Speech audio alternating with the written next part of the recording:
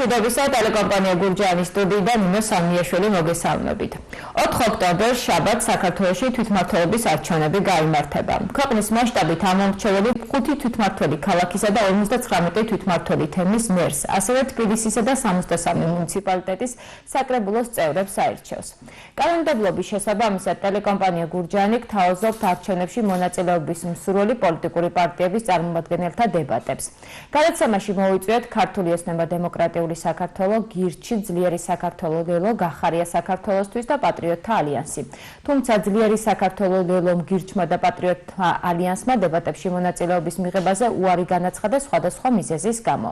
ამრიგად თვითმმართველობის არჩევნების წინასაარჩევნო დებატებში მონაწილეობენ ქართული ოცნება დემოკრატიული საქართველოდან ლევან ხაზიური და პარტიიდან გახარია საქართველოსთვის გიორგი ედიშერაშვილი. დიდი მადლობა, რომ მონაწილეობთ ჩვენს გადაცემაში. მე მექნება თქვენთან 3 კითხვა, პირველზე პასუხის გასაცემად გექნებათ 4 წუთი დრო, დანარჩენებზე 3 წუთი. გადაცემის ბოლოს კი შეგიძლიათ ერთმანეთს დაუსვათ კითხვა და პასუხის გასაცემად გექნებათ ასევე 3 წუთი დრო. კიდევ ერთხელ მადლობა, რომ მონაწილეობთ ჩვენს გადაცემაში. დებატების რიგითობა თქვენ მიერვე განისაზღვრა გადაცემის დაწყებამდე წილისყრის შედეგად, ამიტომ პირველი კითხვას უპასუხებს გახარია საქართველოსთვის წარმომადგენელი. მოგესალმებით, მადლობა სტუდიის მოწვევისთვის, მივესალმებით თქვენს მაყურებელს. გაგვაცანით თქვენი საარჩევნო პროგრამა, რას პირდებით ამომრჩეველს? კი ბატონო. მე დღეს ჩვენს მაყურებელს და ჩვენს ამომრჩეველს მინდა ვესაუბრო პირველ რიგში რატომ არ უნდა მისცეს ქართულ ოცნებას, რატომ არ უნდა დაუჭიროს ქართულ ოცნებას მხარი და შემდგომ რატომ უნდა დაგვიჭიროს ჩვენ მხარი. შეუსრულებელი დაპირებები და დაუსრულებელი პროექტები ერთ-ერთი მთავარი ნიშა არის ქართული ოცნების, საგზაო ინფრასტრუქტურა, ტურისტული ინფრასტრუქტურის მოუწესრიგებლობა, სასმელი წყლის პრობლემა, გაზიფიცირების პრობლემა, ინტერნეტიზაციის პრობლემა, კორუფცია, ნეპოტიზმი, დემოგრაფიული პრობლემები, თავისუფალი აზრის შეზღუდვა და დემოკრატიის დასამარება, უპატრონო ძაღლების პრობლემა, რომელიც კახეთის ყველა მუნიციპალიტეტს აწუხებს. აი ეს პრობლემები არის, რასაც 13 რა პრობლემების მოგვარების დაპირებითად 13 წლის წინ ქართული ოცნება მოვიდა და 13 წლის თავზე ქართული ოცნების კანდიდატები, როგორც მერობის კანდიდატები, ისე მაჟორიტარობის კანდიდატები, ყველა ამ პრობლემების დაპირებებით არიან წარმოდგენილები, რაც რა თქმა უნდა, ცოტა ღიმილის მომგვრელი არის, რომ არა სასაცილო. მე შემიძლია უფრო კონკრეტულად მოგახსენოთ ამ პრობლემების შესახებ. სასმელი წყლის პრობლემა, ეს არის არა მარტო გურჯაანის, არამედ კახეთის ნებისმიერი მუნიციპალიტეტის პრობლემები. შეიძლება ითქვას, რომ ამაზე აუდიტიც, სახელმწიფო აუდიტიც კი საუბრობს თავის დასკვნებში, რომ სასმელად უვარგისი წყალი მიეწოდება ხშირ შემთხვევაში საჯარო დაწესებულებებს და ბაღებს, ამაზე მათ შორის გურჯაანის აუდიტის დასკვნა, გურჯაანის მუნიციპალიტეტზე სახელმწიფო აუდიტის დასკვნაც საუბრობდა. ასევე არის სოფლები, რომლებსაც საუბრობენ მიეწოდებათ სასმელი წყალი, მაგრამ განსაკუთრებით ზაფხულში დებეტი იკლებს და რეალურად ეს ვერ ფარავს იმ საჭიროებებს და შეიძლება ითქვას, რომ სასმელი წყალი ეს არ არის მხოლოდ გურჯაანის მუნიციპალიტეტის და გურჯაანის მუნიციპალიტეტის სოფლების პრობლემა, არამედ ეს არის თვითონ კახეთის ნებისმიერი მუნიციპალიტეტის ნებისმიერი სოფლის პრობლემა. გაზიფიცირების პრობლემა არის კახეთში მაღალმთიანი სოფლები, სადაც გაზიფიცირება არ არის, ისევ ინტერნეტიზაცია არ არის მომხდარი და კიდევ ერთხელ მინდა ხაზი გაუსვა და შევახსენო მოქალაქეებს, რომ 13 წლის წინ მეგობრებო, ქართული ოცნება როდესაც ხელისუფლებაში მოდიოდა ამ პრობლემების აღმოფხვრას პირდებოდათ და დღესაც კვლავაც ეს პრობლემები გაწუხებთ თქვენ. ინფრასტრუქტურის უხარისხო შესრულება. ინფრასტრუქტურის უხარისხო შესრულების საკითხებზე ეს არ არის გიორგი ედიშერაშვილის ან გახარია საქართველოსთვის პარტია არ საუბრობს მხოლოდ ამაზე. ამაზე საუბრობს სახელმწიფო აუდიტი, რომელიც რა თქმა უნდა საქართველოს პარლამენტის მიერ არის არჩეული მთავარი აუდიტორი, ხო? სახელმწიფო გენერალური აუდიტორი. სახელმწიფო აუდიტის ნებისმიერი მუნიციპალიტეტის დასკვნა ეს კახეთში იქნება თუ კახეთის მიღმა მუნიციპალიტეტებში აუდიტი საუბრობს იმაზე, რომ ინფრასტრუქტურული პროექტები უხარისხოდ სრულდება. უხარისხოდ შესრულებული ინფრასტრუქტურული პროექტი, მე როგორც ვახსენე, კორუფციის ერთ-ერთი ეჭვის ნიშანსაჩენს, ხო? რატომ? როდესაც პროექტი მაგალითად წელიწადს ნახევარში ისევ გზა გამოსაცვლელი არის, აი ეს არის ზუსტად ეჭვი. რატომ ჩაიბარა მერიის შესაბამისმა სამსახურმა ისეთი პროექტი, რომელიც არ იყო დასრულებული და ხარისხობრივად შესაბამისად შესრულებული. ზუსტად აი ამას იძახეს სახელმწიფო აუდიტი, რომ ისეთი პროექტები აქვს მუნიციპალიტეტებს ჩაბარებული, რომელიც არ ექვემდებარება ჩაბარებას და არის უხარისხოდ შესრულებული. მე ასევე არ მინდა გამომრჩეს, აი მაგალითებით მინდა გესაუბროთ გურჯაანის ზიარის გზა, რომელიც ჯერ სანიაღვრე არხები არ არსებობდა, გამოაცალა გზას, ასე ვთქვათ, საძირკველი. დღემდე არის პრობლემა, რომელიც ერთ-ერთ მონაკვეთზე გზა ინგრევა და ვერ შეაჩერა მუნიციპალიტეტმა და საკმაოდ მრავალი მილიონი დაიხარჯა ამ პროექტზე. ერთი კონკრეტული მონაკვეთი გააკეთეს ზიარის გზის, იქით არაშენდასთან დამაკავშირებელი ზიარიდან არაშენდასთან დამაკავშირებელი გზა დაზიანდა. სანიაღვრე არხების პრობლემა მინდა შეგახსენოთ, როდესაც ცხადდობა იყო გურჯაანში თვეების განმავლობაში ქვედა უბანი, რომელსაც ეგრეთ წოდებული კალოსუბნის უბანი თვეების განმავლობაში გაუბედურებული გზით გადაადგილდებოდა და მუნიციპალიტეტმა ამ პრობლემაზე მყისიერი რეაგირება ვერ მოახდინა. შიდა საუბნო გზები არის საშინელ მდგომარეობაში. კი იძახიან ვაკეთებთ, მაგრამ რას აკეთებენ? სანიაღვრე არხებს არ უკეთებენ ამ პროექტები. აღნიშნული გზები 2 წელიწადში მაინც სულ მცირე გამოსაცვლელი არის. გურჯაანის მუნიციპალიტეტში გაზონები ამოცვალეს, გაზონებით ჩაანაცვლეს. ესეც რა თქმა უნდა სავარაუდო კორუფციულ ნიშნებს აჩენს. ცენტრალური ქუჩაზე დააგეს 2 თვით ადრე ასფალტი და შემდგომ რაღაც ნაწილს მოჭრა დასჭირდა და შემდგომ დიდი მადლობა, 4 წუთი იყო დრო მოცემული და მადლობა. ბატონ ლევან, გაგვაცანით თქვენი საარჩევნო პროგრამა, რას პირდებით ამორჩეველს? მოგესალმებით, მადლობას მომიხდით პროგრამისათვის, მოგესალმებით თქვენს მაყურებელს. პირველ რიგში დავიწყებ იმით, რომ ჩემთვის დიდი პატივია ვიყო კიდევ ერთხელ ჩემი მშობლიური სოფლის ახაშენის მაჟორიტარი დეპუტატი გურჯაანის მუნიციპალიტეტის საკრებულოში. რაც შეეხება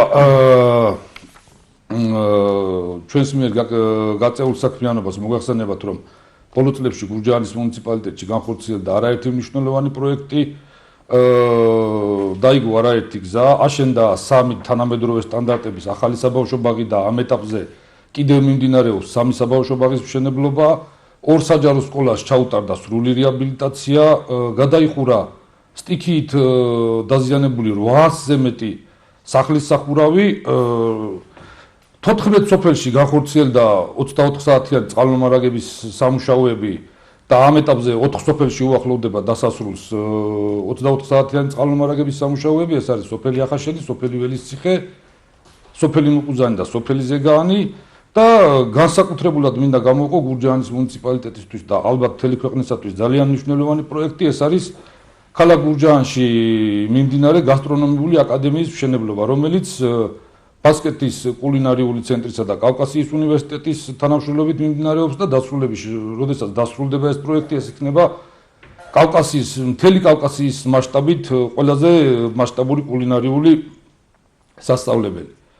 რაც შეეხება იმ პროექტებს, რის განხორციელებაც იგეგმება, პირველ რიგში მინდა გამოვყო გურჯაანის ცენტრალური სტადიონის სრული რეაბილიტაცია, აგრეთვე მრავალფუნქციური სპორტული ცენტრის მშენებლობა, რომელიც გათვლილი იქნება არაერთ სპორტულ სახეობაზე და კიდევ უფრო მეტ ახალგაზრდას მიეცემა საშუალება, რომ დაკავდეს სპორტული აქტივობებით.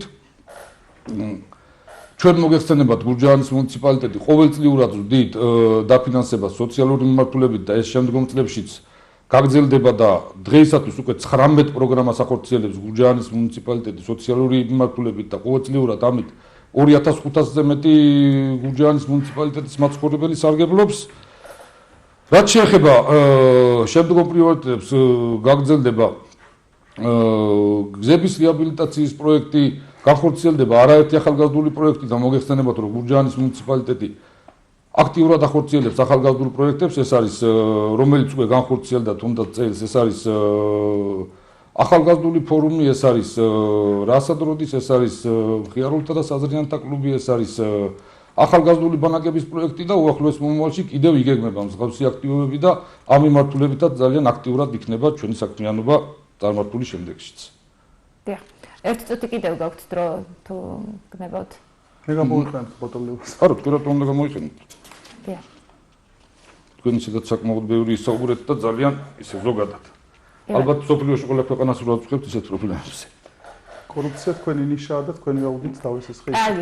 სოფლიო საერთაშორისო ორგანიზაციების მიერ გამოქვეყნებულ ანგარიშებს თუ გადახედავთ, ისინი სხვა რაღაც საუბრენ.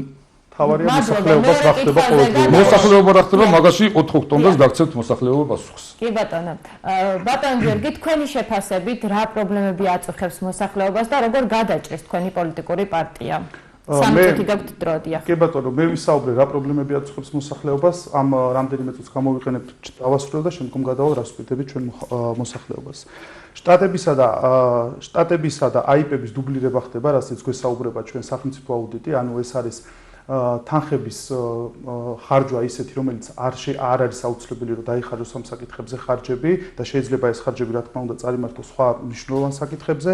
ბიუჯეტის პირადი ინტერესების მომსახურებას ეწევა გურჯაანის მუნიციპალიტეტი და როგორც გურჯაანის მუნიციპალიტეტი, ისევე სხვა დანარჩენი მუნიციპალიტეტი და ამის კონკრეტული შემთხვევები გააქვთ. კი ბატონო, ფაქტები გვაქვს, რომ როგორ იყენებთ საარჩევნო კამპანიაში ადმინისტრაციულ რესურსს. მაგალითად, კი. კონკრეტული ფაქტებს აუცილებლად გადმოგცემთ ეთერის შემდგომ და ტელევიზიაში. კი, მანქანებს როგორ იყენებთ, მათ შორის ამას გაჩვენებთ. წინა საარჩევნო კამპანიაში ჩახსნილი კანდიდატები და რა პერიოდში, რა მდგომარეობაში ჩვენ გვიწევს ჩვენ წინა საარჩევნო კამპანიის წარმართვა, ეს არის ერთ-ერთი მნიშვნელოვანი, რომ კანდიდატებს ხსნიან, არაერთი მაგალითი გვაქვს კანდიდატების, მაგალითად დავით მარგოშვილი, ზეწოლის შედეგად როგორ ჩახსნეს კანდიდატი წინა საარჩევნო კამპანიაში ჩართულობის გამო კახეთში.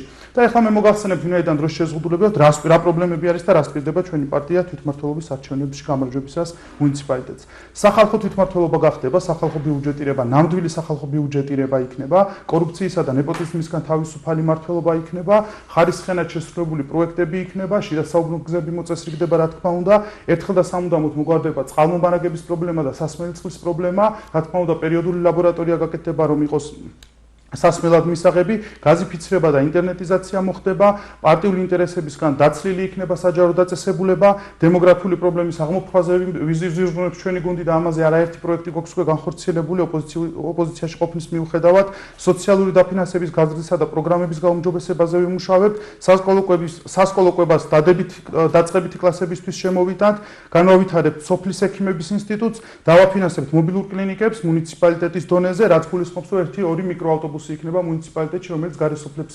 უემსახურება და ელემენტარულ სამედიცინო დახმარებას გაუწევს შესაბამისი პერიოდულობით და რა თქმა უნდა იქ ექნება პრიორიტეტი იქნება მოხუცები და შეშმო პირები ამ შემთხვევაში და დანარჩენი სხვა მოსახლეობა, ვისაც გადაადგილება უჭირს და ადმინისტრაციულ ერთეულში ვერ ჩამოდიან და ჩვენ უზრუნველყოფთ ახალგაზრდების ჩართულობას გადაწყვეტილების მიღების პროცესებში. მე თვითონ სკოლის მოსწავლე როდესაც ვიყავი, აქტიურად ვიყავი მუნიციპალიტეტში ჩართული ახალგაზრდულ საქმიანობაში და მინდა გითხრათ, რომ ხელი ეშლებოდათ მუნიციპალური ხელისუფლების გვეშლებოდა მუნიციპალური ხელისუფლებისგან და რა თქმა უნდა ჩვენი გუნდი გამარჯვების შემთხვევაში მაქსიმალურს გააკეთებს იმისთვის, რომ ახალგაზრდები გადაწყვეტილების მიღები პირები იყვნენ და ჩართულები იყვნენ მმართველობით პროცესში.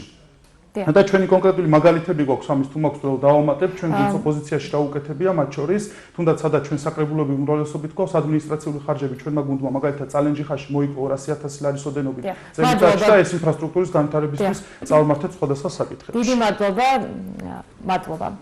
ბატონ ლევან, თქვენი შეფასებით რა პრობლემები აწუხებს მოსახლეობას და როგორ გადაჭრის თქვენი პოლიტიკური პარტია? მე საკრებულოში ყოფნის დროსაც და შემდეგ მერის მოადგილეს პოზიციაზე მუშაობის პერიოდშიც მუდმივად ჰქონდა კომუნიკაცია მოსახლეობასთან და ნებისმიერი პროექტი, რასაც ახორციელებს გურჯაანის მუნიციპალიტეტი, ხორციელდება სწორედ მოსახლეობის აქტიური ჩართულობით და მოსახლეობის მოთხოვნის შესაბამისად. აქედან გამომდინარე ჩვენ ვაპირებთ რომ გავაგრძელოთ ესე მუშაობა, რა თქმა უნდა, მთავარ პრობლემად კვლავ რჩება საგზაო ინფრასტრუქტურა, წყალმომარაგება, ახალგაზრდული სივრცეების ნაკლებობა და ამ მიმართულებით იქნება ძირითადად დაგეგმილი და წარმართული გურჯაანის მუნიციპალიტეტის საქმიანობა შემდგომი 4 წელიწადს. დიახ, კიდევ გაქვთ დრო. მოსახლეობას ვპირდებით რომ 4 წლის შემდეგ გურჯაანი გახდება კიდევ უფრო მეტად მოწესრიგებული, განვითარებული და მიმზიდველი ადგილი, როგორც ადგილობრივი მოსახლეობისთვის, ისე ტურისტებისთვის. ყველაფერი ამ პროექტების განხორციელების შემდეგ, რის განხორციელებაც იგეგმება გურჯაანის მუნიციპალიტეტის მიერ. კიდევ დაგვრჩათ დრო და არ გამოიყენებთ 2 წუთია. მე მგონი თქვი რაც საფრთხილი იყო და ზედმეტ დაპირებებისაგან თავში შევიკავებ, იმიტომ რომ განსხვავებით ჩემი ოპონენტებისაგან ჩვენ გარანტირებულად გავიმარჯვებთ და გარანტირებულად მოგვიწევს მე ამ დაპირებების შესრულება. შეუსრულებლობა.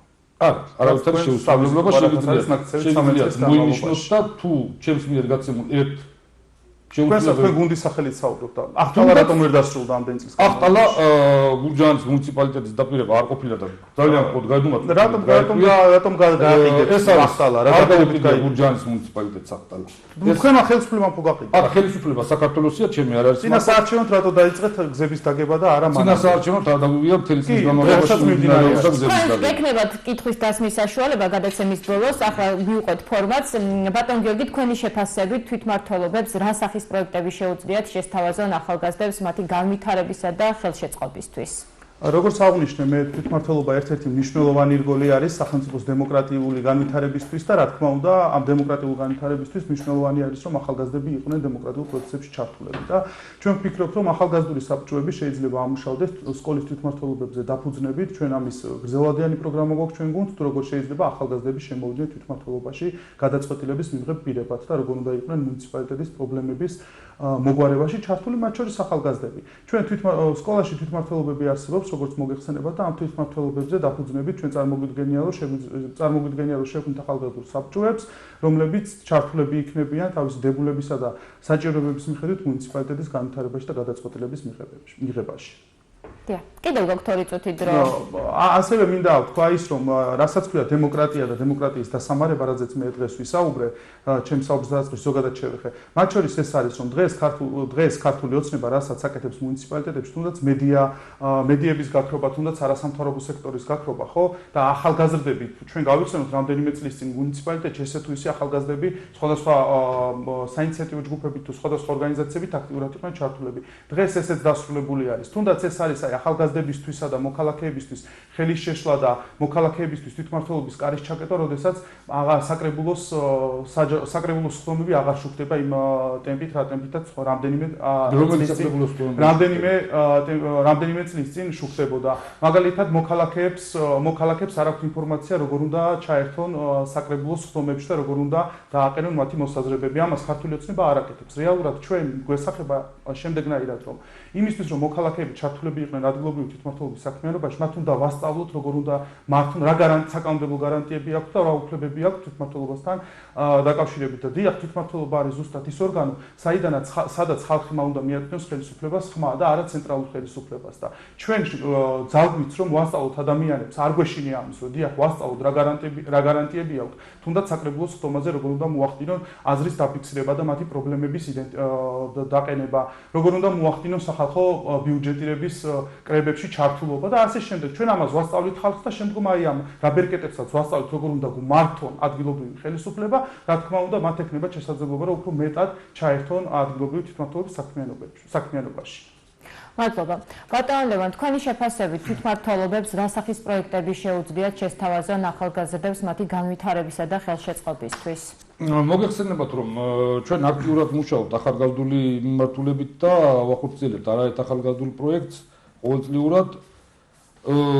აუცილებელია, რომ კიდევ უფრო მეტი აქცენტი იყოს გაკეთებული ჯანსაღი ცხოვრების ხელშეწყობასა და პოპულარიზაციისთვის. და ვფიქრობ ამისათვის არსებული პროექტების გაზრდა, სპორტული ინფრასტრუქტურის მოწყობა ყველა სოფელში და მუდმივი კომუნიკაცია ჩვენ ახალგაზრდობასთან საშუალებას მოგცემს სწორად განსაზღვროთ პრიორიტეტები და საკითხები, რომელიც მნიშვნელოვანია ჩვენი მომავალი თაობისთვის და ჩვენი ახალგაზრდობისთვის. შევახსენეთ, რომ კიდევ დაგჭათ დრო თუ გნებოთ გამოიყენეთ. კი ბატონო, მე ვიტყვი, რომ ხა ჩემი ოპონენტი საუბრობს თითქოს ჩვენ რაღაც დახურული იყოს გურჯაანის მუნიციპალიტეტში საკრებულოს ხდომები ან მოსახლეობისთვის რამე არ იყოს ინფორმაცია ხელმისაწვდომი საკრებულოს შეუძლია შემოვიდეს დაუბრკოლება საქართველოს შენობაში. არ შეუძლია. დაცვა არ უშვებს და ხელოვნური ბარიერები გაქვს დაყენებული. შეუძლია რომ შემოვიდეს. და შეხვდეს ნებისმიერ თანამდებობის მოქალაქე, ამას მოქალაქე შეაფასებს, რომელსაც კი ბატონო, აუცილებლად შეაფასებს 4 ოქტომბერს. 4 ოქტომბერს როგორც შეაფასებენ, გამოჩნდება. რა თქმა უნდა, აუცილებლად გამოჩნდება. ძალადობა თქვენი ნიშანია და მათ შორის ძალადობით თუ რამეს ეცდებით, კი ბატონო.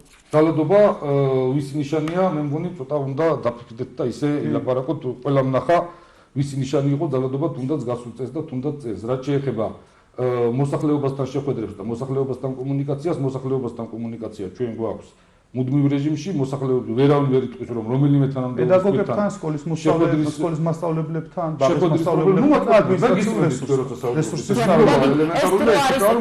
კიდევ დაგჭათ წუთ ნახევარი ეს დიახ თუ შეიძლება ძალიან ხუთ მომაწყვეტინებთ როცა ვსაუბრობ. ხოლო რაც შეეხება იმას, რომ მოსახლეობას არ აქვს ინფორმაცია, შეგიძლიათ ამოიღოთ არქივი და გურჯაანის ტელევიზიის ეთერითაც მე არაერთხელ მაქვს კომენტარი გაკეთებული და გაჟღერებული, რომ ნებისმიერ გურჯაანის მუნიციპალიტეტის მაცხოვრებელს შეუძლია მობრძანდეს და ჩართული იყოს საკრებულოს საქმიანობაში, დააყენოს ინიციატივები და გამოთქვას საკუთარი მოსაზრებები და ამის შეზღუდვის 11 ფაქტი არ ყოფილა